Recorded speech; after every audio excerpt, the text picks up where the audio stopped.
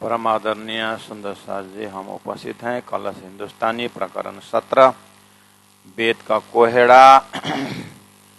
बैराट और वेद दो चीज संसार में, जिनको देखने के लिए परम धाम से ब्रह्मात्मा आई है, ये ही कॉन्सेप्ट है। और अब देखने के लिए तो आए, दिखाए कौन? तो परब्रह्म परमात्मा सीधा जी महाराज स्वयं दिखा रहे हैं तारतम वाणी के उजाला में।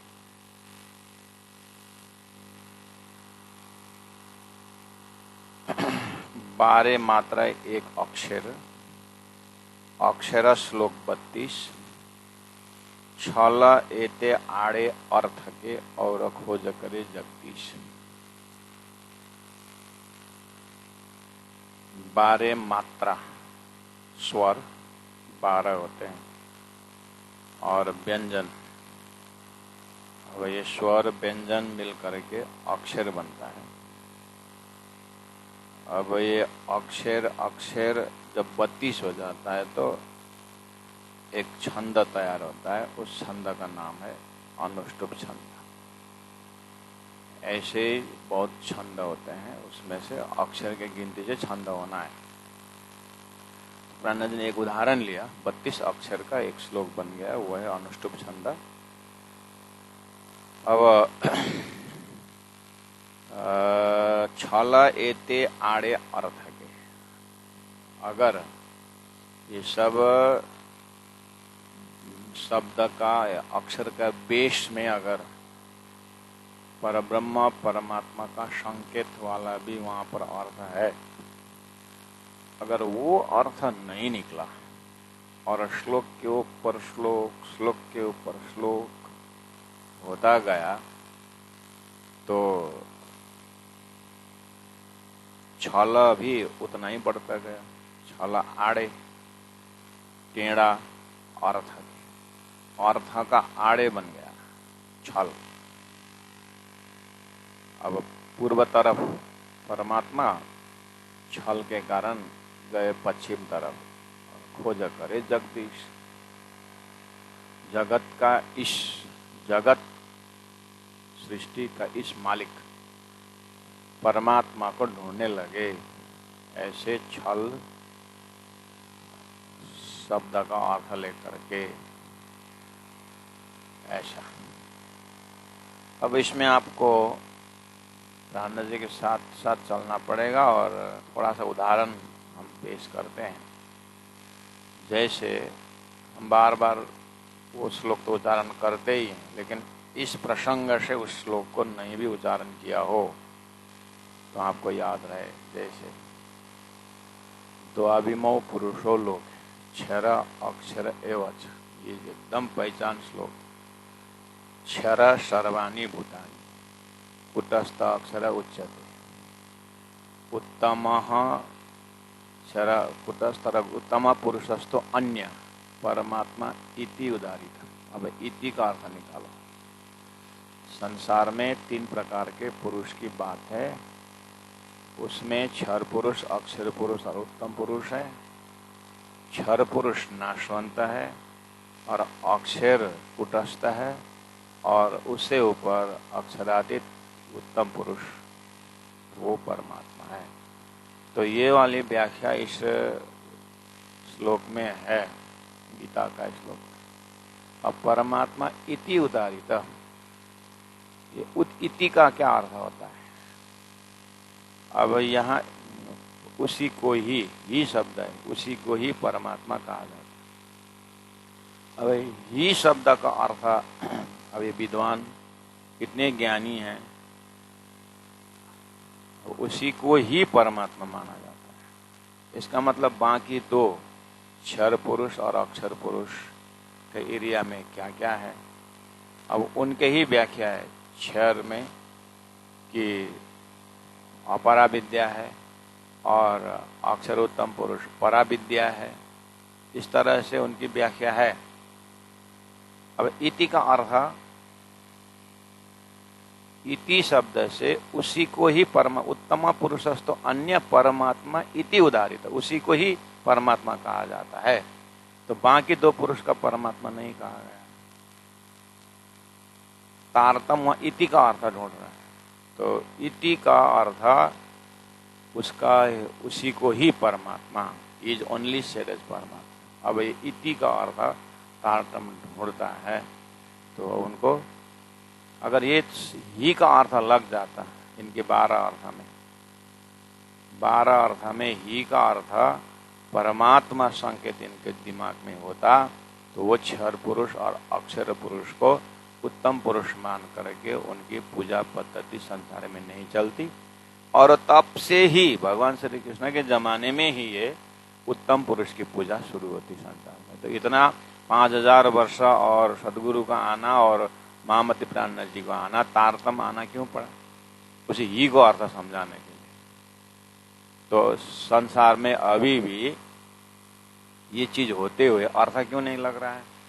क्योंकि अर्थ करने वाले इसको बताते नहीं बताने में यही है कि उनको सभी श्लोक का मात्रा मात्रा याद है, लेकिन ही का अर्थ नहीं खुलता है जिसमें परमात्मा का संकेत है।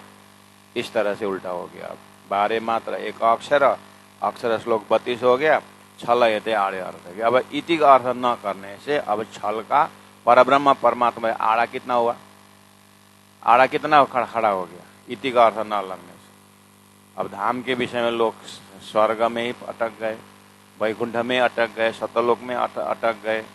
धाम का अर्थ और स्वरूप का अर्थ, इसी में से अब क्षर जो साकार स्वरूप है उसी सपना स्वरूप कोई सब मान ब्रह्म मान, इति का अर्थ न लगने से अब कितना आड़ा हो गया बताओ। अब ये आड़ा से परब्रह्म परमात्मा और आत्मा में दूरी कितनी हुई? कोई हिसाब नहीं। अज्ञान की दूरी, अभी अज्ञान का इतना विस्तार कर गया और व्याख्या 1000 लैंग्वेज में उसको भाषा कर दिया, लेकिन इति का अर्थ मिलता ही नहीं, देखा ही नहीं वहां पर। इस तरह से संस्कृत शब्द का 12 अर्थ ठीक है, लेकिन विद्वानों ने इस अर्थ को खींचातानी तो की, लेकिन उसमें ब्रह्म अर्थ इनको मिला नहीं। इसलिए ये वेद का एक एक शब्दों में जाल इस तरह से खींचाया हुआ। ये मी ही बारीकी है, ये इति शब्द बारीकी हुआ कि ना, क्योंकि इतना बड़ा तो नहीं इति। श्लोक में सबसे छोटा शब्द, लेकिन अर्थ टेढ़ा होने से अब ये जगदीश ढूंढने गए। अब इति को अर्थ किया नहीं, जगदीश ढूंढ रहे हैं, बड़े बड़े किताबें लिखी जाती है, तो छल का और मोटा और मोटा। इस तरह से ये समझना, मतलब समझने के तरीका देख, शब्दार्थ भी दे रहे हैं और इसके भाव के पीछे की बैकग्राउंड भी बता रहा हूं। इसी तरह दिव्यो ही अमूर्त पुरुष, ये अब अमूर्त शब्द है। अब अमूर्त अर्थ करने वालों ने अमूर्त का अर्थ मूर्ति नहीं, ठीक, मूर्ति नहीं ठीक है। इसका मतलब परब्रह्म परमात्मा का मूर्ति नहीं है, ठीक। अब विद्वानों को सोचना चाहिए था, इसमें अमूर्त पुरुष बोला है ना। अब क्या बोल रहा है? दिव्यो ही अमूर्त पुरुष, जस्ट पुरुष शब्द आ रहा है। तो पुरुष शब्द आने के बाद निराकार का पुरुष तो नहीं होता है। पुरुष मतलब चेतन, तो निराकार चेतन, पुरुष नाम चेतना, सर्वशक्तिमान को पुरुष कहा जाता है। और वो नाम भी उत्तम पुरुषस्तो अन्य, उत्तम पुरुष बोल रहा है। तो उत्तम पुरुषस्तो अन्य बोलने के बाद ये अन्य शब्द में भी बहुत बड़ा अर्थ होता है, दूसरा ही है कोई ऐसा। तो फिर कैसे खिचड़ी कर रहे हैं? वहां दूध का दूध, पानी का पानी हो रहा है। दिव्यो ही अमूर्त पुरुष, तो अमूर्त पुरुष बोलने पर दूसरे जगह अन्यत्र फिर उस पुरुष के विषय में चिदादित्यम किशोरांगम परे धामनी विराजितम, ये भी तो लोग उच्चारण कर रहे हैं। तो ये भी तो शब्द है। तो मिलान करके अब प्राण जी बोला अमूर्त का ठीक है, मूर्ति नहीं है, लेकिन ये विद्वानों को अर्थ करना चाहिए, यहाँ तो अमूर्त है लेकिन यहाँ पुरुष है और वहाँ उत्तम पुरुष है और चिदाद्यम किशोरांगम है, इसलिए परब्रह्म परमात्मा प्राकृतिक लौकिक संसार का लौकिक पुरुष जैसा ये नहीं है, लेकिन ये अमूर्त मतलब कि दिव्य स्वरूप, अमूर्त यानी प्राकृतिक पुरुष नहीं है, वो दिव्य पुरुष है करके उस अर्थ से दिल दिमाग परब्रह्म परमात्मा में पहुंचना चाहिए था, क्योंकि इधर क्षर पुरुष नहीं है। क्षर पुरुष के अर्थ में अमूर्त है वो, लेकिन पर पुरुष के अर्थ में वो शुद्ध साकार स्वरूप है करके वहीं पर अगर अर्थ कर देते तो इतना बड़ा भ्रम का ये सृष्टि का अन्य अनेक प्रकार का देवी देवता का पूजा हो करके इतना मोटा अज्ञान का विस्तार न होता, और उस अर्थ से अगर ब्रह्म खोजते तो आमने सामने परब्रह्म परमात्मा के पास आत्मा और परम पुरुष परमात्मा के साथ मुलाकात हो जाती। यह भी भ्रम पैदा हुआ। अब उसको कारण विद्वानों अब जो है उसको पुष्टि करने के लिए इतने बड़े बड़े शास्त्रार्थ करते हैं, खिंचातानी करते हैं, उसके बाद बवाल शुरू होता है, झगड़ा शुरू हो जाता है।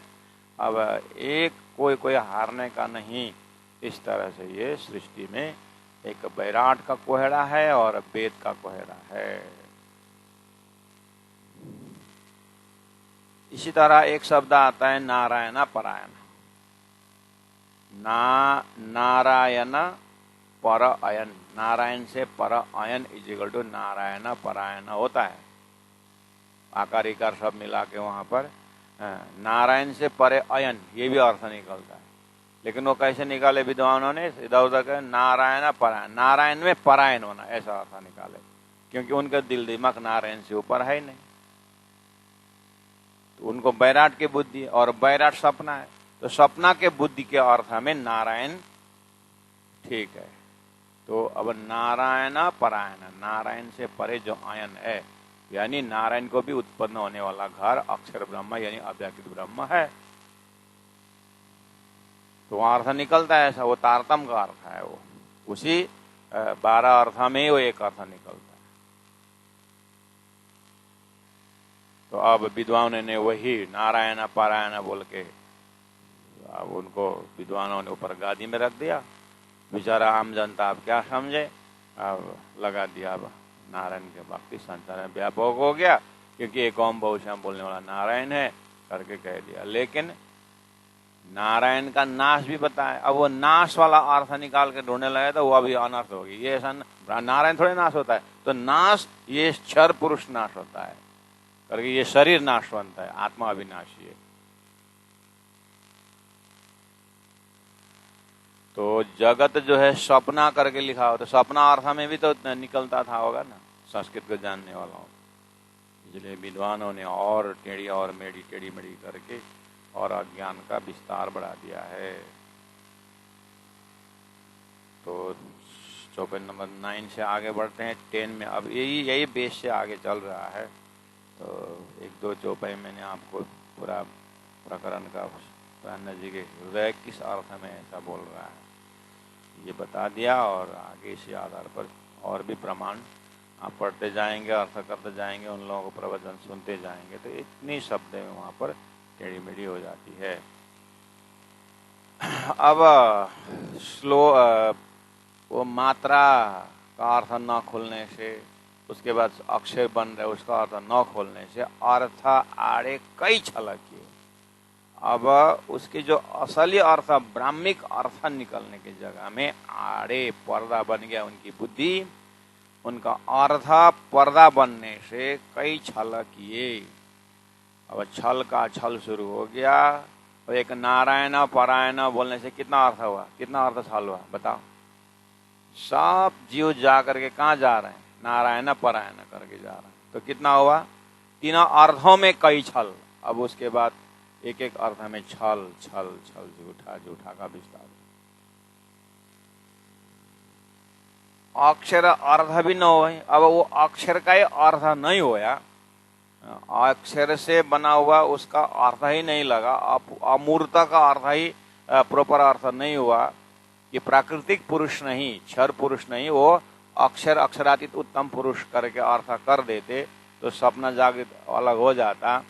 अब न होने से क्या हुआ, अर्थ अक्षर अर्थ भी न हो भाई, अक्षर का अर्थ ही नहीं लगा, तो क्या हुआ, किया भाव अर्थ अटकल, उसके बाद आगे भाव अर्थ से क्या हुआ, सभी अटकल अटकल में चला गया। ऐसे ही हो गया। और शंका के ऊपर शंका, शंका के ऊपर शंका। इसलिए जा को नाम है संस्कृत, जिसका नाम ही संस्कृत है, सो तो संघ से ही कृत, वो तो शंका उत्पन्न करने वाला भाषा ही है। ये जी जो संस्कृत का अर्थ करने वाला जो विद्वान है ना, इन संस्कृत भाषा जो है वो दिव्य ही है, सब माँ सबका जननी है, ठीक है, उसको प्राण जी खंडन नहीं कर रहे हैं, लेकिन उसको अर्थ करके जो लोगों के पास संस्कृत का भाव पैदा कर रहे हैं, उनके दिमाग जो है शंका क्रिएट करने वाला। इसलिए तो संस्कृत में जा रहा है, भाषा में जा रहे हैं। प्राण जी को भाषा के उसमें वो नहीं है, लेकिन उसका 12 अर्थ है, और उसका अर्थ करने विद्वान भी वैसे ही है। बीच बाद में आएगा ये 21 नंबर चौपाई में, बैराट वेदों देखा के बूझ करी सेवा, यह देव जैसे पातरी चलत दुनिया ते, जैसे बैराट और वैसे ही देवता, वैसे ही पात्र, इस तरह संसार चल रहा है। तो दिव्य परम धाम के प्रेम की भाषा, दिव्य परम धाम के संपूर्ण सृष्टि के भाषा, देश काल परिस्थिति का जननी आधार परब्रह्म परमात्मा का स्वरूप जो है, उसके सामने सबके अटकल अंदाज शुरू कर दिया। अक्षर अर्थ भी ना हो, अक्षर का अर्थ नहीं लग रहा है, अब उसको अर्थ समझना, उसके बाद भाव समझना। अब बोलते भाव से करो, भाव भी रख दिया। 4 पैर वाला सब गौ होते हैं, तुम भाव रखो, इसलिए 4 अर्थ, 4 पैर के हिसाब से एक टेबल भी जो है 4 पैर वाला है, भाव रखो करके। अब टेबल में भाव रखें, कितने साल रखें, दूध कब आए टेबल से, खाली भाव रखो, भाव रखो। सपना का जागृत का अर्थ ही नहीं कर दिया, अब भाव रखो, भाव रखो बोलते। फिर बोल भी दिया, यावत ईश्वर भावस्यात्, किस किस में, पाषाणा प्रतिमादिषु, पत्थर में प्रतिमाओं में भाव रखोगे तो तावत तुम अज्ञानी ही कहलाओगे, ऐसा भी दिया है शब्द वहां पर, वो भी है। तो भाव सही जगह होना चाहिए। अभी एक लोग बृहस्पति झूठ बोलते ना, एक बृहस्पति कितना का समझा है, ऐसे ही बहुत मोटा अज्ञान चल रहा है। ये सब कहाँ से आया, वो एक अक्षर का 12 अर्थ होने से। उसी को, जिसको 12 अर्थ आता है वही विद्वान, उसको पगड़ी लगा करके हाथी में चढ़ाएंगे और घुमाएंगे। और दूसरा एक बालक देख रहा है, क्यों उसको हाथी में चढ़ाया पापा, वो बहुत विद्वान है, 4 वेद कंठस्थ किया है, शास्त्र जीत गया, अच्छा तब तो मैं भी वही करूँगा। वो भी जा करके अब ज्वाइन कर दिया। क्या लक्ष्य है, हमको सब ये कंठस्थ करके हाथी में बैठना है। अब हो गया कल्याण। और मोटा अक्षर अर्थ भी न हो, किया भाव अर्थ अटकल, जाको नाम है संस्कृत, सो तो संघ से ही कई कृत, संख्या उत्पन्न करने वाला है। सो अर्थ दृढ़ क्यों हो गए, अब 12 अर्थ है, अब अर्थ दृढ़ होता ही नहीं। ऐसा होगा 3 दिन ऐसा आता है, दूसरा विद्वान आकर के दूसरे अर्थ कर देता, फिर दूसरा आगे फिर तीसरा कर देता है, अर्थ दृढ़ होने ही नहीं देता है। जो एति तरफ फिरता, अब और जो सो अर्थ दृढ़ क्यों हो गई, जो एति तरफ फिरता, अब इतने फिरता मतलब इतने अर्थ निकाल देते हैं कि बेचारा वो साधारण बुद्धि वाला तो चकरा जाता है। हो इसीलिए पहले से ये वैदिक परंपरा में ऐसे ही होते हुए सब विद्वान जो संसार को ज्ञान देने वाले अपने अपने अखड़ा में लड़ रहे हैं, होगा समाज तक कोई पहुंच ही नहीं रहा है। इसलिए उस वैदिक परंपरा, पौराणिक परंपरा से फिर संत परंपरा शुरू होता है। फिर संत आकर के झगड़ो मत, इसका ये है। तो फिर कोई संत निकल गए ऐसे झंझट से और सीधी सी बात बता दी कि परब्रह्म परमात्मा इस तरह से करके अपने अपने भाषा में, संस्कृत से वो ज्ञान लिया लेकिन अपने जो देशी भाषा में फिर उनको समझा करके देशी भाषा में उनको एकदम लेमैन लैंग्वेज में लिया करके समझाया। तो फिर परमात्मा के भक्ति रस प्रकट हुआ। ऐसे करते करते चैतन्य महाप्रभु जैसे नाच उठे, मीराबाई जैसे, सूरदास जैसे, सब ने परमात्मा प्रत्यक्ष करके दिखा दिया संसार में। ये सब बड़े बड़े श्लोक बोलने की जरूरत नहीं, भाव से भक्ति से श्री कृष्ण नाम का रटाना लगा दिया। इसलिए पुराण में से फिर श्रीमद् भागवत, कृष्ण ब्रजलीला, रासलीला का प्रेम ही आ गया। अब उसको लेकर के फिर सबके हृदय में प्रेम का संचार हुआ। परमात्मा ने शक्ति भी दी और परमात्मा ने क्या दिया, भक्ति रस में डुबा दिया। ऐसा हो गया है। अब वो प्रेम का भी मिलन और ज्ञान का भी मिलन सदगुरु देवचंद्र जी महाराज ने 40 साल में सभी शास्त्रों का एक एक अर्थ जागृत बुद्धि के द्वारा, क्योंकि वेद का ज्ञान अक्षर का सपना का ज्ञान है और जागृत बुद्धि अक्षर का जागृत का ज्ञान है। वो दोनों का मिश्रण सदगुरु है। जैसे सदगुरु महाराज के अंदर का तत्व जो है जागृत बुद्धि के तत्व ने उसी अर्थ का जो है, जो परंपरा से गलत अर्थ आ रहा था, लक्ष्य ही गलत हो रहा था, उसको सही लक्ष्य दे करके उसका अर्थ परमात्मा परक कर दिया। लक्ष्य न मिलने पर अटकल कर रहे थे, किया भाव अर्थ अटकल चल रहा था। अब सदगुरु व्यक्तित्व, सदगुरु स्वरूप ऐसे संसार में राजी महाराज का स्वरूप आया कि उन्होंने शास्त्र का एक एक शब्द का छानबीन भी की और अवतारवाद की विवेचन भी कर दी। उसके बाद भागवत जैसे भक्ति रस ग्रंथ को भी उन्होंने श्रवण किया। संसार के सभी साधनाओं को उन्होंने देखते हुए, इसलिए ज्ञान में ज्ञान रहा, जागृत बुद्धि का ज्ञान, वही श्लोक का सही अर्थ निकालना जागृत बुद्धि का रोल रहा। और उस लक्ष्य में ज्ञान के रहस्य को रिजल्ट है प्रेम। तो प्रेम स्वरूप परमात्मा श्री कृष्ण की लीला को पहले से प्रेम मान रहे थे, उसमें ब्रज और रास का प्रेम को लेकर के परमात्मा प्रेम स्वरूप ये भी सिद्ध कर दी। तो सदगुरु स्वरूप द्वारा धरती में शास्त्रों का विवेचन भी आया, लक्ष्य भी आया और प्रेम का प्रतिपादन भी हुआ। वही सदगुरु का स्वरूप हरिद्वार में महामती प्राणेश्वर में प्रकट हो गए। साक्षात श्री राजी महाराज का मेहर कृपा तो है ही।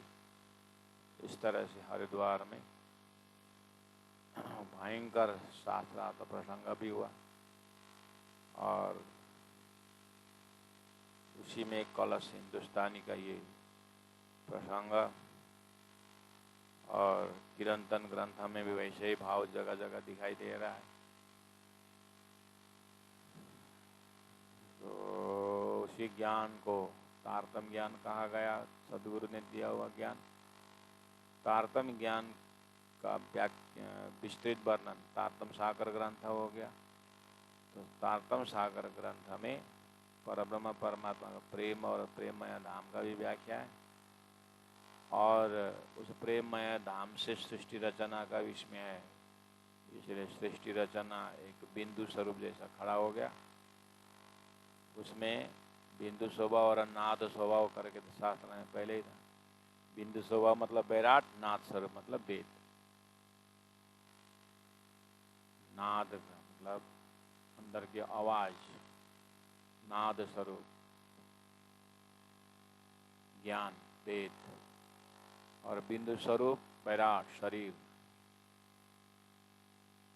नाद और बिंदु का उत्पत्ति बता दी। इसलिए धीरे धीरे इस तारतम सागर द्वारा परम धाम, ब्रह्मधाम, अक्षरधाम, फिर उनका स्वप्ना का संसार में अब वेद का ज्ञान आया। अब वेद का व्याकरण, फिर इधर लघु कौमुदी का व्याकरण, व्याकरणाचार्य और उनका फिर ज्ञान, और धरती में समझने वाले की बुद्धि,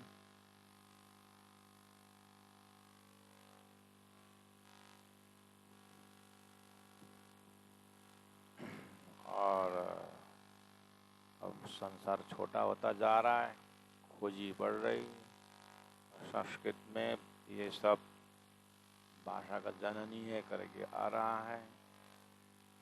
अब जननी भाषा में वेद सबसे पुराना ज्ञान, और वहाँ पर ब्रह्म तत्व तो है, वो अर्थ में निकलेगा कि नहीं निकलेगा आगे जा करके, इसलिए तारतम स्थापित हो गया है।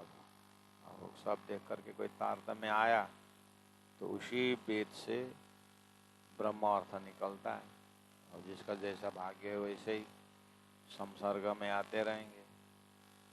ब्रह्म सृष्टि की जागनी नैमितिक प्रलय तक चलता रहेगा, फिर महाप्रलय तक में ऐसा करते करते 50 साल तो और बाकी है। अक्षर जागने के बाद ही 50 साल समय रख दिया ताकि ये 3 ग्रुप भी आ जाए।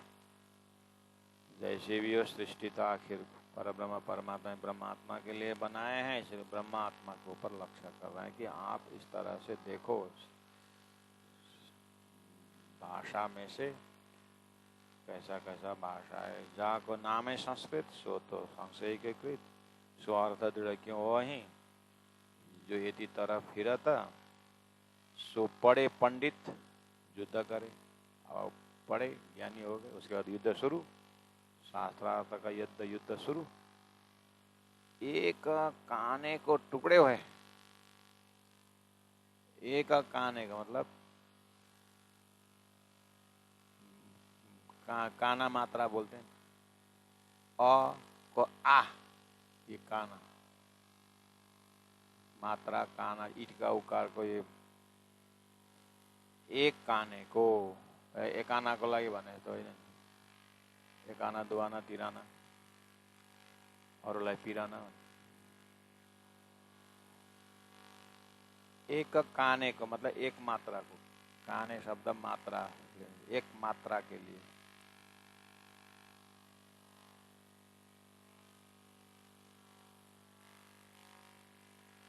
अब एक मात्रा इधर उधर करने में अब लड़ाई शुरू हो गई। टुकड़े हुए बने को पूरा काटा काट करते, टुकड़े टुकड़े हो जाते हैं, अपने आप को कुल मर्यादा वेद मर्यादा सब छोड़ छाड़ करके सिर के ऊपर प्रहार करने तक तैयार हो जाते। ये पुराने जमाने में ऐसा था। श्रीराज श्रीराज श्रीराज एक काने को टुकड़े हुए। जब गांव में छोटे छोटे बच्चे झगड़ा करते हैं तो बोले सारा कुकुर, साला गधा, काले कहीं का, इतना बोल देने पर वो झगड़ा करते कि नहीं करते, उसको मेरे को काले बोला करके। अब तो घर में वापस आता है तो पूरा कपड़ा भी धूल और शर्ट का बटन भी टूटाया है और सारा चेहरा, हाफ पैंट भी इतना गंदा कर दिया है, उसका बटन भी नहीं है। तो पूछते हैं मैं क्या हुआ ये सब, तो दूसरा साथी उसको झगड़ा हुआ। किसके साथ? ओ फला ने। अच्छा क्यों, उसने मारा था क्या? नहीं, उसने काले बोल दिया। तो फिर तो मेरे को क्यों काले बोला? एक मात्रा में कुटा कुट हुआ कि नहीं हुआ? बड़े लोग क्या बोलते हैं, तो उसने काले बोल दिया तो काले हो गया। तो आईना देख तो वास्तव में तो काला तो है, भले काले उसने क्यों काले बोलते? बस परब्रह्म परमात्मा को जानने वाला, उन ब्रह्म ज्ञानी आत्मज्ञानी और परात्मा ज्ञानी वालों को ये जो विद्वान जो झगड़ा करे ऐसे ही दिखता है। इकार उकार में झगड़ रहे हैं, ब्रह्म कहाँ है, प्रेम कहाँ है। इतना दुविधा में डाल दिए कि एक आपन झगड़ा, ऐसे उनका भी परंपरा चलता है। अब सीधा सीधा उसी से समझ लेना आप। सो पढ़े पंडित, सो मतलब ऐसे संस्कृत का ज्ञान पढ़ करके पंडित कहलाए, ज्ञानी कहलाए, और युद्ध करे, एक काने के टुकड़े होए, आपस में जो लड़ मरे, एक मात्रा न छोड़े कोई, एक मात्रा इकार उकार छोड़ने वाला नहीं। मैंने ऐसे पुष्टि किया हूं, यही सही होना चाहिए बस। अब वाद विवाद शुरू हुआ, फिर अब क्या हो गया, जैसे राजा देश जीत करके चक्रवर्ती हो जाता है, ऐसे ये शास्त्रार्थ करते करते क्या हुआ, शास्त्रार्थ महारथ ही हो गया। और सीधा क्या कर दिया, असत जड़ झूठे संसार को परब्रह्म सिद्ध कर दिया। ले अब इसका जय जयकार शुरू हो गया। ऐसे ये बात विवाद शास्त्रार्थ वाणी सिर ले वहीं, ऐसे झगड़ा करने वाले वाणी को सिर में लेकर के शुद्ध बुद्ध जावे शान, सब शुद्धि बुद्धि जावे शान, अपना शान सब भूल गए। अब गया शास्त्रार्थ करने के लिए, अब हा? अपने आकार मात्रा इकार मात्रा पुष्टि करने के लिए रेफर करना नहीं पड़ेगा, हमारे कोर्स निकालना पड़ेगा, वो निकालना पड़ेगा। कितना वकील को एक केस पास करने के लिए कितनी किताबें रेफर पड़ेंगे, कितने देश का लॉ पढ़ना पड़ता है। ये मामूली सब्जेक्ट छोड़िए। श्री राम। कोई भी विषय वस्तु अंततः गत्वा कुछ देने वाला नहीं है, भयंकर बड़ा जाल है।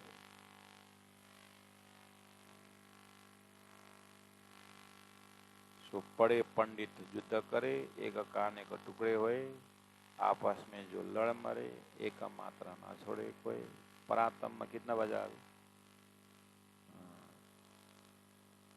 परम धाम के लीला छोड़ करके खेल मांगने को देखा था, दिखा दिया खेल। इतना किया, झगड़ा किया, क्या किया, लास्ट में आरजी व्यास का क्या हालत था, जाको मैंने हाँ कहा है ना कहा है, वो भी अपने जमाना का बहुत बड़ा विद्वान। तो ठीक है, ब्रह्म कथा सुनेंगे तो नारायण में जाकर के फिर था एक हीरे का करके शुरू हो गया, तो वो अक्षर शब्द का अर्थ ही नहीं खुला था उसको।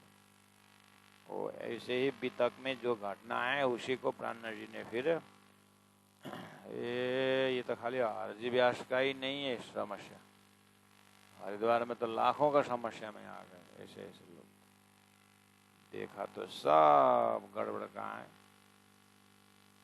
व्याकरण ज्ञान, ये वाद विवाद करने वाला वाणी सिर में लेकर के, अहंकार को लेकर के, शुद्ध बुद्ध जावे शान, मैं को मेरी आत्मा का, मेरा आत्मा और परमात्मा का क्या खबर, क्या संबंध, कोई शान से मतलब नहीं, अपना अपना टाइटल बनाने का और इतना बड़ा पगड़ी बना कर लेकिन पहले पहले ना, अभी तो दरवाजा के ऊपर लिख देते हैं ना, अधिवक्ता का घर, जज साहब का घर, कोई बिल्डर का घर गेट में लगता है।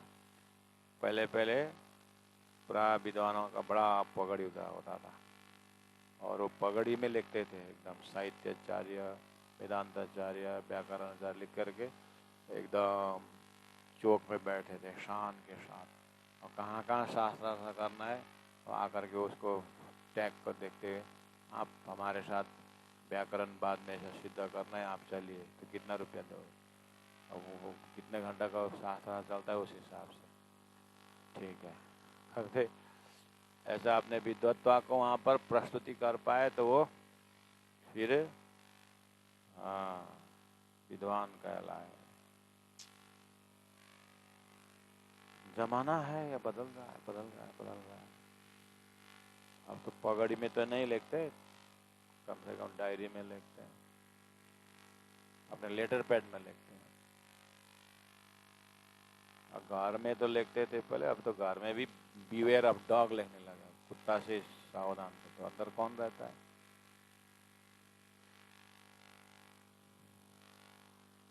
टाइटल बदलते बदलते आ गया।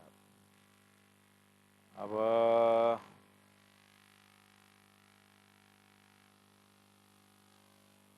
हमारे भाई लोग कपड़ा पहनते हैं बाजार में, जैसे पीठ में छाप और राक्षस का सींग निकला हुआ, खूना खून करते किया हुआ ऐसे पिक्चर का पोस्टर बना है, उसको बेल्ट में लगा दे, उसमें लगा दे। अब जिसका कपड़ा में ही ऐसा, तो कपड़ा वो पहन रहा है, इसका मतलब वो कपड़ा नहीं, उसका वृत्ति पहन रही है। उसको क्या अच्छा लगता है? मारो, काटो, खूना खून करो, ऐसे वृत्ति लेके समाज में निकलते हैं।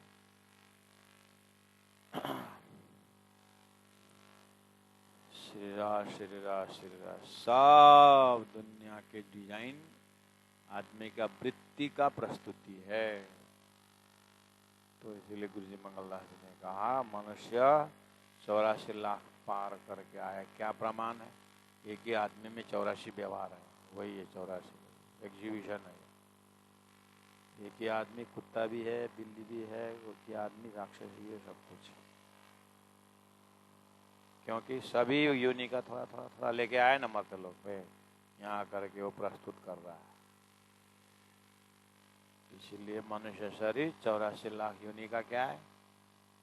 हाँ, प्रदर्शनी है। 84 लाख में एक बढ़िया सा शोकेस बनाया, वो शोकेस में रखा हुआ मनुष्य, अच्छा डिजाइन है।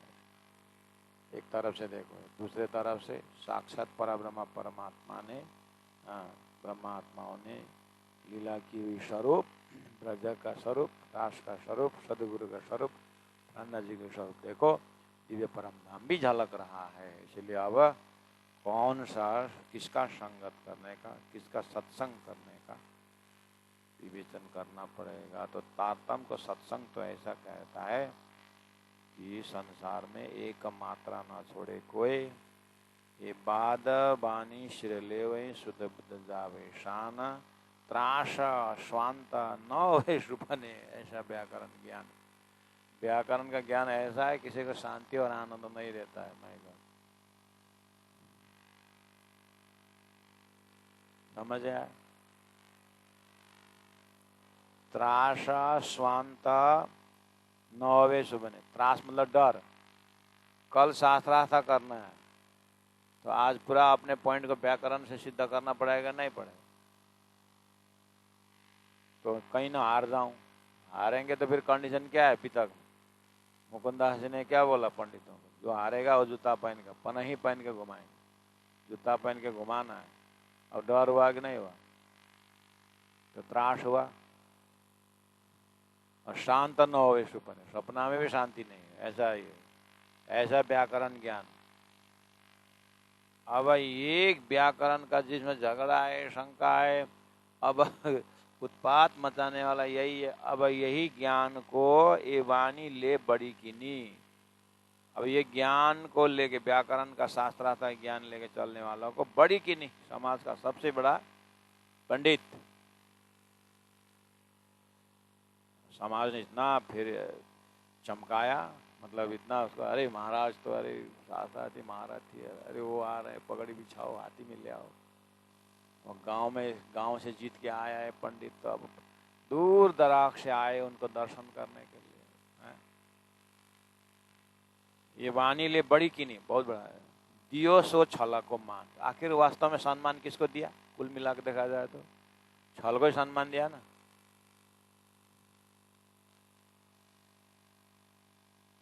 सो खेचा खेच न छूटही, लिए क्रोध गुमाना। इस तरह से खेचा खेची है, क्रोध है आपस में, उसने हमको हराया। देखता हूं अब अगली बार फिर वो हारने का मतलब गांव हार गया। फिर गांव वाले गए बनारस वहां से लाएंगे, काशी से लाएंगे, काशी का विद्वान लाएंगे करके फिर शास्त्र करना। अरे एक समय था ऐसा लोग। अब तो जमाना बहुत बदल गया। अब तो एआई का जमाना आ गया और लोगों का काम भी नहीं है।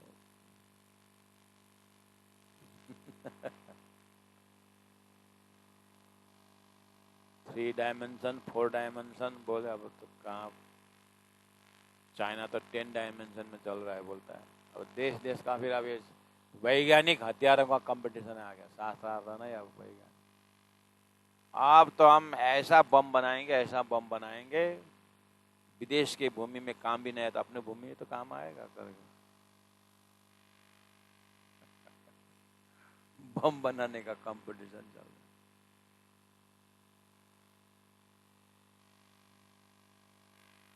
अब प्राणनाथ जी महाप्रभु इस समय में आते तो पता नहीं कैसा चौपाई उतरती है, बम वाले चौपाई कैसा उतरता है प्राणनाथ जी।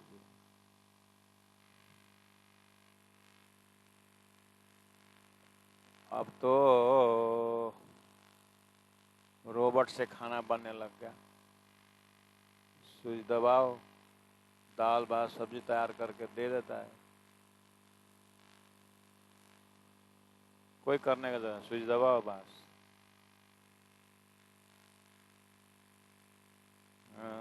अब थोड़ा थोड़ा दिखाई दे रहा है।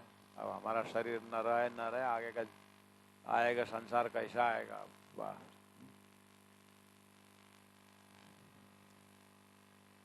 सबका दिमाग पता नहीं परमात्मा क्या क्या डाल रहे हैं इनके दिमाग में। ऐसे भी कल परसों एक बोल रहा था कि ऐसा बीज कौन से कंट्री दे रहा है कि उसको बीज लगाने से, जैसे मक्का का बीज, एक बीज लगाओ तो एक पेड़ में 12-15 मक्का का वो देगा ना फसल। लेकिन वो फलाया आपने और वो बीज अगले साल तो हमारा ही हो जाएगा, बीज करके रखोगे तो फिर एक बीज भी नहीं उगेगा अपने रहने से। अब वो बीज सप्लाई कर देगा तो कम से कम 50 साल में हमारा यहाँ का बीज जो ओरिजिनल जो हम उगाते थे रखते थे वो बीज तो अब 50 साल में तो रहा ही नहीं। अब बीज मंगाना हो तो उसके हाथ में हुआ, अपना बीज तो खत्म। और जमीन भी ये पहला हमारा गोबर का खाद से जमीन कितना होता था, एक ही पेड़ में कितना आता था, मक्का स्वादिष्ट होता, सब कुछ था। अब आ गया यूरिया नकली, अब एक फर फर डाल दो खेत में, वहाँ हुई आता है, बस खाया आदमी भी हुई आता है, फी मर जाता है। अब इतना आर्टिफिशियल बना दिया कि बस कोई दम नहीं।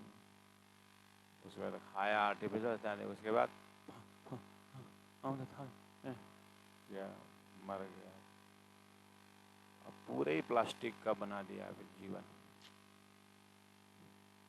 कोई रस नहीं, कोई है। अब ऐसे ऐसे विज्ञान का प्रगति होता गया तो क्या होगा, मरते लोक में जीवन नहीं रहेगा। जैसे अन्य ग्रह में नहीं है ना जीवन, ऐसे ही ये पृथ्वी भी जीव शून्य हो जाएगा। जब विज्ञान अपना दिखा रहा है कला। फास्ट फूड बोलते हैं, home to hotel, hotel to haven.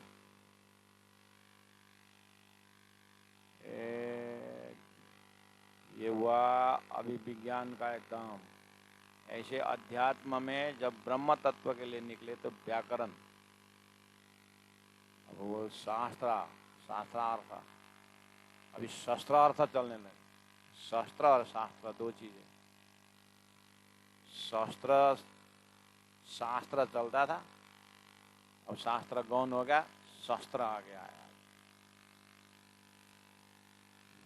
शास्त्र और शस्त्र को दोनों को अगर लगाम नहीं हुआ तो जीवन समाप्तम।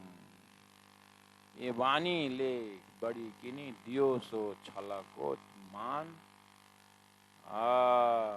सो खेचा खेच न छूटही ये क्रोध गुमाना। ये छला पंडित पढ़े, ये छल छल परोसने वाला ज्ञान जो है ना पंडित पढ़ता है। अब पढ़ के आया ताए मान देवे मूढ़, और सब अज्ञानी मूर्ख बैठ गए, उसको सम्मान दिया। बड़े हुए खोले मायने, अब गांव में बड़े हो गए और खोले मायने, अब अर्थ करने लगा। अब इसका अर्थ कोई ब्रह्म परक अर्थ नहीं, झूठ का झूठ का अर्थ निकाला। ये चली छल रूढ़ी बात शुरू हो गया, छल की रूढ़ी बात शुरू हो गया।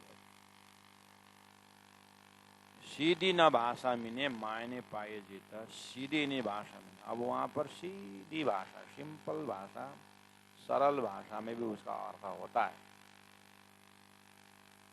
उसको सरल भाषा में अर्थ होता है मायने पाइए जीता, जिसमें अर्थ सही अर्थ मिलता है। जो शब्द सब समझे, उसका शब्द अर्थ सब समझते हैं, सो पकड़े नहीं पंडित। उस सिंपल भाषा को पंडित नहीं पकड़ते। जैसे व्याकरण का विद्वानों का है, बीच में संत भी था है, बीच में संत ज्ञानी सिंपल भाषा बोलने वाले संत भी तो, जैसे हमने अर्थ हमने वो बड़ा बोला था ना कि उर्दम मदशाखम अश्वत्थम प्रावरभ्यम में वेदवित, संसार झूठा और परमात्मा सत्य करके, परमात्मा सत्य है करके उन सत्य ब्रह्म को समझाने वाला भाषा संस्कृति होना जरूरी नहीं है ना। कबीरदास जी की जो दोहा, तुलसीदास जी की दोहा है ना, सिंपल उस समय के भाषा जो सब समझते थे, उस भाषा में भी तो ज्ञान आया ना। लेकिन वो पंडित नहीं अपनाते, क्योंकि वो तो उच्चारण करते ही सामने वाला सुनता है, समझ जाता है। तो सामने वाला समझ ही जाता है तो फिर क्या अर्थ करना। ये संस्कृत का डाल करके कठोर बना करके उसके बाद व्याख्या करेंगे तो हाँ ये महाराज बहुत विद्वान, उसको विद्वान मानते हैं एकदम। तो आज भी तो शुद्ध साकार परब्रह्म परमात्मा सिद्ध करने के लिए कोई तो तुम्हारा ये सिद्धांत रखने लिए क्या क्या कौन कौन किताब में भाष्य लिखा है। 10 उपनिषद अर्थ करना चाहिए, भागवत या कुछ ग्रंथों को अर्थ करना चाहिए। हाँ, उसके बाद वो टाइटल हो तो फिर बनारस में कोई बड़ा संस्थान है वो, हाँ ये आदमी विद्वान है, अब इसने दिया हुआ ही मान्यता होगा करके उसको सर्टिफिकेट देता है। अभी आप तारतम वाणी को लेकर के सिद्ध करने जाओगे तो वो विद्वान स्वीकार नहीं करेंगे। ये तो खड़ी भाषी है, बोली है, ये सब तो बहुत सारे हैं, ऐसा उसको विद्वान मान्यता नहीं देता।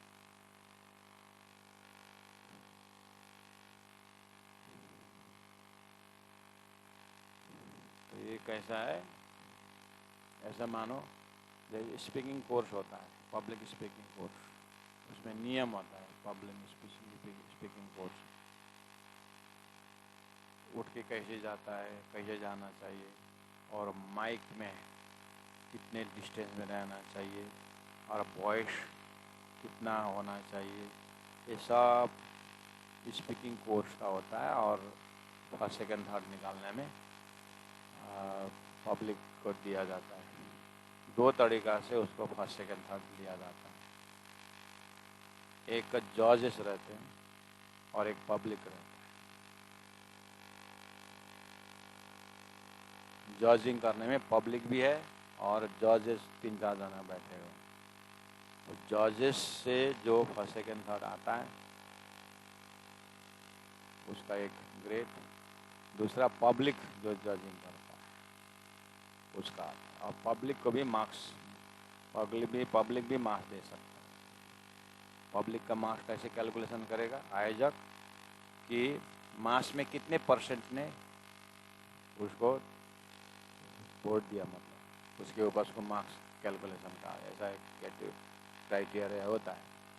तो अब आयोजक जब उसको कंक्लूजन देना होता है तो क्या करता है, ये 3 जने जो आए हैं ये जॉज के हिसाब से फर्स्ट सेकेंड पे आए हैं करके निकालते हैं, और पब्लिक से जो फर्स्ट आए हैं करके वो भी निकालते हैं।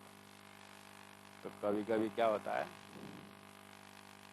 पब्लिक ने जिनको 20 मार्क्स दिया था, पब्लिक ने जिनको 20 मार्क्स दिया था उसको जॉज ने 60 मार्क्स दे करके फर्स्ट हुआ, लेकिन पब्लिक ने उसको खाली 20 मार्क्स। अब पब्लिक के वोटिंग में जॉज ने जिनको 20 मार्क्स दिया था, थर्ड बनाया था, उसको पब्लिक ने 90 मार्क्स दिया। तो अब कौन आया फर्स्ट? पब्लिक, क्योंकि वो जज ने क्या देखा, कैसे आ रहा है, और माइक का तार नांग के आ रहा है कि थोड़ा साइड से आ रहा है, उसके बाद कैसे खड़ा हुआ और कपड़ा वपड़ा ठीक रखा कि नहीं रखा, उसके बाद ये माइक और ये इसमें से कितने डिस्टेंस, 6 इंच में रखा कि कितने, अगर माइक आवाज़ नहीं आ रहा थोड़ा आगे आना पड़ता है, पब्लिक तक ये पहुंच रहा है कि नहीं पहुंच रहा मैसेज, वो थोड़ा पीछे जाएगा, ज़्यादा अब वॉल्यूम हुआ तो थोड़ा दूर जाएगा, थोड़ा नहीं सुनाई दे रहा है तो आगे बढ़ेगा, तो माइक मिला के फिर, और हाथ कितना हिला है वो देखना पड़ेगा। वो सब जजिंग देखता है। पब्लिक क्या देखता है, माइक नांग के आया कि नीचे से आया वो नहीं देखता, पब्लिक क्या बोला और बोलने में कैसे बात रखे और उसकी बात हमको समझ में आई कि नहीं, पब्लिक वो देखता है। अब उनको समझ में आई तो ताली लगा दिया और बात बहुत गजब है, बस यही से होना चाहिए करके पब्लिक ताली बजा दिया, उसका मार्क्स 90 आ गया।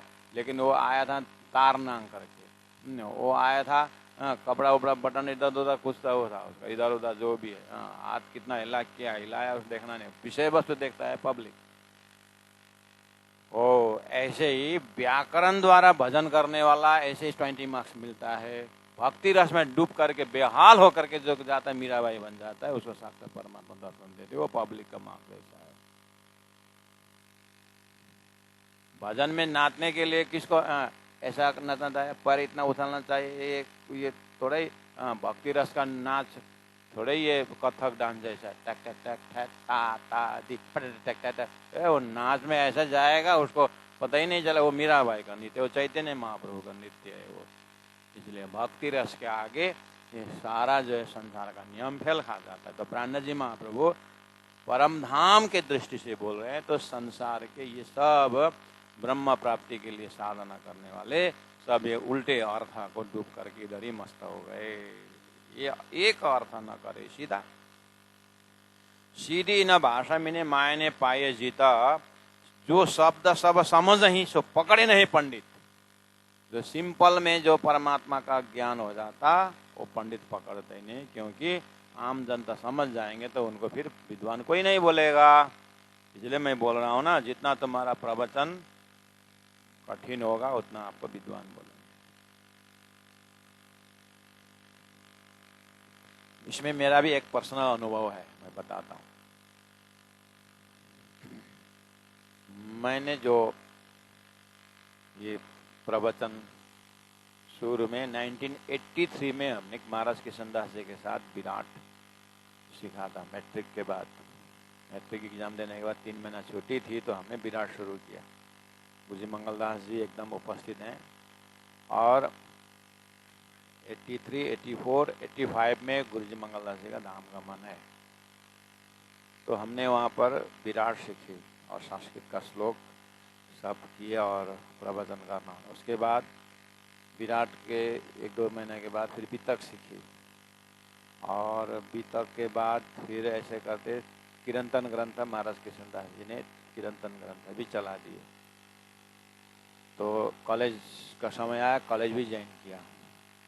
उसके बाद सुबह सुबह आधा घंटा वाणी चर्चा करना मंदिर का नियम था।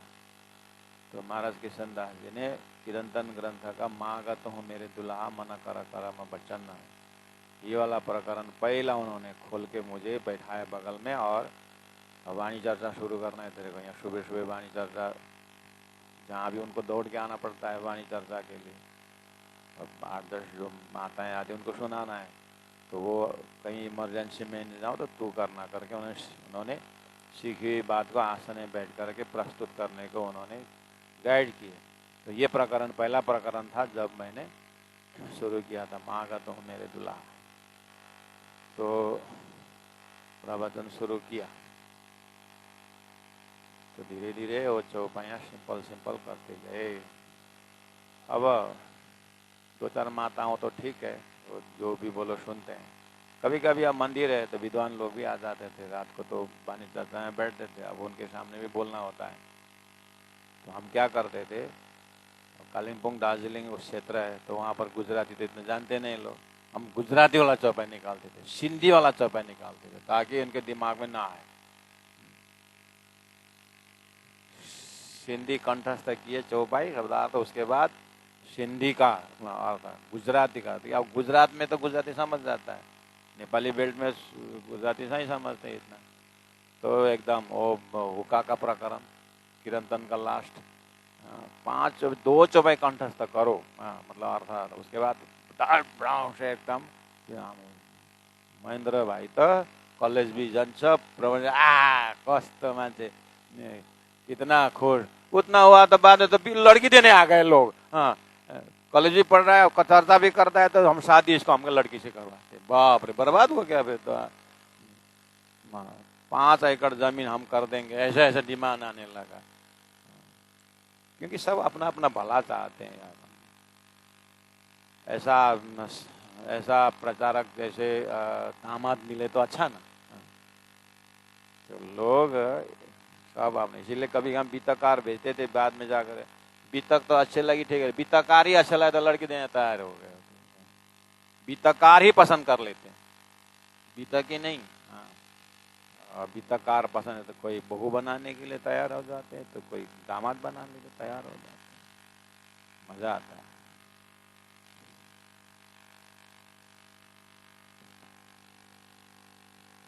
मैंने फर्स्ट 2-3 ब्याज में 10-15 ने प्रचारिकाओं को भेजा था जगह जगह, तो मैंने बहुत मिश्री खाने को मिला था। वो आपकी प्रचारिका है ना, उसको हमको बहू बनाना है, ये करके एप्पल लेके आते हैं, कोई मिश्री लेके आते हैं। मैंने बोला हम तो उनके माता पिता के पास, जो हमारे पास नहीं, माता पिता के पास गए थे, आपके पास भेजे उन्होंने कि वो तो सौंप दिया है, संस्था में सौंप दिया है करके।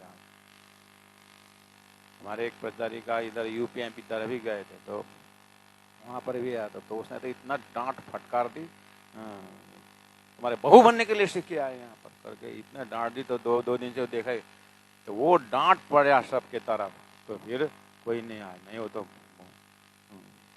तुम्हारा रोटी पकाने के लिए हमने बानी सीखी है, तुम्हारे बहू बनने के लिए तो पूरा डांट दी। तो बुढ़ी वहां से भाग गई, तो हल्ला हो गया ना। उसके बाद वो बच गए, देखेंगे हो जाएगा, देख विचार करने बने तो और ऊपर आते हैं। ऐसे ही मेरे पास भी जब मैंने यही शिक्षा दी थी पढ़ाते समय, तो मेरे भी आया ऐसा करता, तो 1-2 जना था, हाँ ठीक है, देख अभी तो विचार नहीं किया, दो इसके ऊपर एक ऊपर, how you dare to talk with me like that. ऐसा डांट दिया अंग्रेजी में कि तेरे कैसी हिम्मत किया तूने अपनी लड़की देके बात करने के लिए, दिखता नहीं मैं किसके साथ चलता हूँ क्या, ऐसा करके पूरा आंख बबुल हो रहा था। उसके बाद सब भाग गए, फिर कोई नहीं, अब भाई वो तो खतरा है। हाँ, फिर आए तो सब फिर आ जाकर इतना पीला तक पहुंच गए। नहीं तो रास्ता में पकड़ लेते लोग। हाँ, इसीलिए जिनको ये रास्ता पकड़ना है तो पूरा भयंकर देखेंगे बोलेंगे तो और हावी हो जाए। ऐसे अगर नहीं करना है 20 है तो 20 बोल दो, हाँ बस बात खत्म, तो बच पाओगे। और तो डायलामा हो जाओगे तो फिर देखते हैं, डायलामे रह जाएगा, ना इधर का ना उधर का। एक तरफ ऐसा पकड़ो, जो भी करना है 21, 22, 25 साल तक तुम निर्णय कर ही लो। 40 साल में शादी करोगे तो भी तो गड़बड़ा जाएगा। करना है तो 25 में करो, ताकि तुम 50 वर्ष पहुंचते बदल बच्चे कितना हो, 20-25 साल के हो जाए, तो कुछ काम बने। निर्णय का झालटूम पेंडुलम होकर के 40 साल निकाल देता है, वो 40 में शादी करेगा तो बेचारा क्या करेगा। 50 साल के होते बच्चा हो ही गया तो भी 8-9 साल का होता है, वो 70 साल के बेचारा, वो 20 साल का लगा, तो जिंदगी दे नहीं सकता है। वो हो सकता है 70 साल तक डालडा खा के क्या जिंदा रहेगा, मरेगा भी तो बेचारा न इधर के न उधर। इसीलिए जो भी करना है 25 साल के अंदर इतना है, कर ही लो, की वार की पार। हम तो भाई हर प्रकार के उपदेश देते हैं, जो करना है जल्द। हमने 3 दिन में शादी कर दिए, कितने प्रचारक प्रचार 3 दिन में कर दिया। प्रचार में उनको अच्छा लगा, बाद में सुनने में तेरे को तो अच्छा लगता है, उनको प्रेम हो गया थोड़ा बहुत, तो कर लो फटाफट, 3 दिन में कर दे। हाँ, की बात ही नहीं है यहाँ पर। हाँ, क्यों देरी करने, अरे शादी करने के गलत थोड़ी है। हाँ? लेकिन करो तो स्पष्ट फटाफट कर लो। हाँ, दूसरों को जिंदगी बिगाड़ करके मत करो। श्री राम श्री राम। अरे शादी के बाद में तो सही है भी, क्योंकि ये व्याकरण का झंझट तो वही है, इसीलिए चौपाई भी वैसे ही आया। प्राणनाथ प्यारे की जय।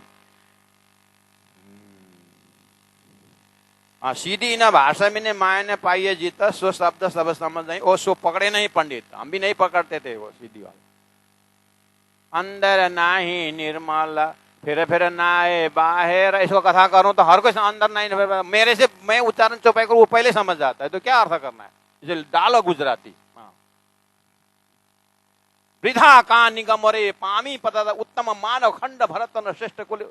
अब अर्थ कर, वृथा का निगम रे, निगम शब्द आया कि नहीं आया। हाँ, अब अर्थ करने का मिला ना, तो सामने वाला नहीं जानता है, तो हम विद्वान हो जाएंगे। हाँ महाराज, हम भी खुद ऐसे करते थे। हाँ, तो कहने का मतलब है, तो और भी जो व्याकरण का वो डाल डाल के और कठिन बनाना और सारा संसार में, इसीलिए तो चौपाई नंबर 21 में धनी ने कहा, बैराट वेदों का देखा के बूझ करी सेवा, यह देव जैसी पातरी चलत दुनिया ते आ रहा है। कल परसों इसका व्याख्या हो जाएगा, आज यही दोहराएंगे। इसलिए प्राणनाथ जी ने देखा, परम धाम की शक्ति और भक्ति में खड़े होकर के जैसे देखेंगे तो संसार में बहुत बड़ा उलझन है, बैराट भी उलझन है और वेद भी उलझन है, और इसके अंदर का जो रहस्य तो मोती की तरह परमात्मा के जो है कुछ यदा इधर उधर मिलता है परमात्मा परक अर्थ, लेते बनी वो सही सदगुरु के अर्थ न होने से वो भी अर्थ होते हुए, जैसे ही दूध फटने से घी भी चला जाता है, ऐसे ही इनके अर्थ से वो ब्रह्म तत्व का अर्थ भी मट्टी में मिला दिए। प्राणनाथ प्यारे की जय। सीधी ना भाषा मिने मायने पाइए जीत, जो शब्द सब समझ ही, सो पकड़े नहीं पंडित, सो पकड़े नहीं पंडित। बोलो श्री प्राणनाथ प्यारे की जय।